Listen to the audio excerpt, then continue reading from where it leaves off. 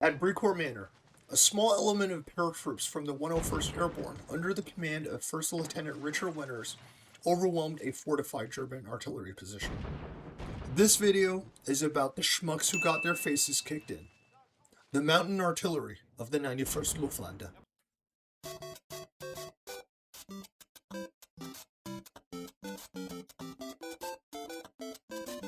The 91st Luftlande was an air landing division meant to be rapidly deployed by transport once a landing zone is secured. That sounds super badass, but in reality, it was just an infantry division formed from replacement troops, stripped of vehicles, and with no supporting armor.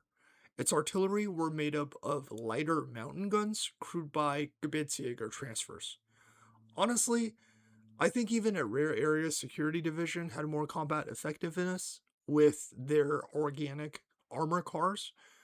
The 91st Luftland, I don't even know if they had transports. Probably not trucks.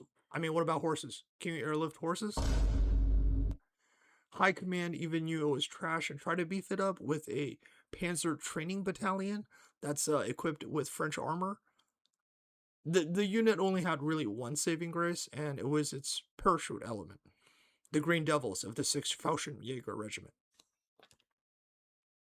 On D-Day, the 91st was caught with his pants down. Its divisional commander, Wilhelm Feli, was killed in an ambush outside his headquarters. The 91st Luftland was pretty much paralyzed except for the Fallschirmjägers, led by their veteran commander, von der Heide. This guy was honestly a beast. He had been fighting since France and was actually the cousin of von Stauffenberg, our boy who tried to take out Funny Mustache Man. For a bit, he even led the Fallschirmlehrabteilung, which was the demonstration battalion for all German paratroopers. While the 91st Luftland was in disarray, von der Heide went rogue with his Fallschirmjägers and started organizing counterattacks all along the front. This guy was literally climbing a church bell when he realized the artillery positions at Brecourt Manor were not firing. Von der Heide found out the original garrison had abandoned the battery and ordered his Jaegers to get these guns operational. And this is where our poor schmucks come in. These guys are from the 191 Gebetsartillerie, and they were mountain artillerymen from von der Heide's parent 91st Luftlande Division. His Fallschirmjägers rounded them up and sent them over to Brecourt Manor.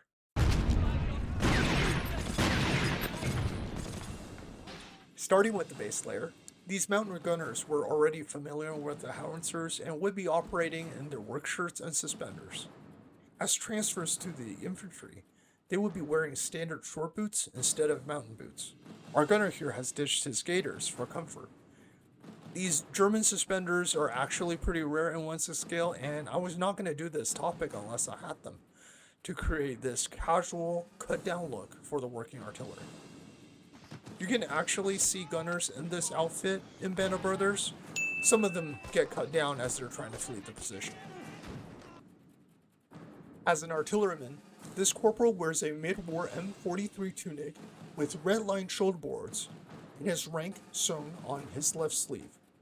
Uniquely, he has the patch of the Gebetsjäger on his right side. German mountain troops retained their right to their patches even after they're transferred to other units, setting apart the artillery of the 91st Luftlande from all other German units in Normandy. This corporal also has a metal Edelweiss pinned to his hat, another slice of his mountain troop pride.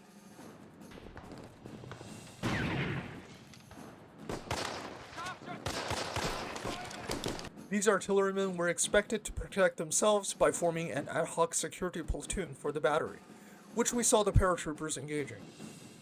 While the corporal looks like an infantryman from afar, he lacks the gas mask canister, entrenchment tool, and aim frame pack, items more associated with dedicated offensive infantry.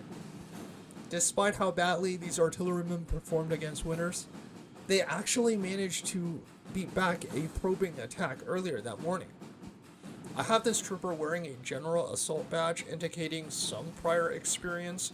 This is the award given to non-infantry for ground combat. He also has a silk scarf cut from an American parachute, a reference to the action earlier that day. In another look, he is wearing a helmet with the iconic Normandy wash, a mixture of yellow and green applied by the Germans in this front. I think the plain M42 helmet is probably more accurate, but I do want to showcase this look that is a little bit more Normandy. Anyway, they got their asses planked. At best, these guys were fighting as static infantry entrenched in their positions. The only initiative they showed was repositioning their MG to a, of course, more defensive position. These guys were cooked the minute those paratroopers got into the trenches. For the final look, I have him set up as his staff of the battery. These are the guys who observe and adjust coordinates to improve targeting. I flipped his collar out and got him a pair of glasses to harvest that 100% meme energy. He's got a pair of binoculars, map pouch, and a Luger pistol. His main role was to do math. It takes a lot of calculation to adjust those howitzer shots. I also have him carrying a FF-33 field telephone to make the figure more interesting. Realistically, it wouldn't be strapped to his body if he was making a call, but then I'll have to bend the figure, the pose doesn't look that good, yada yada yada. There we have it. A 3-in-1 impression depicting the gunnery, security, and staff element of the battery.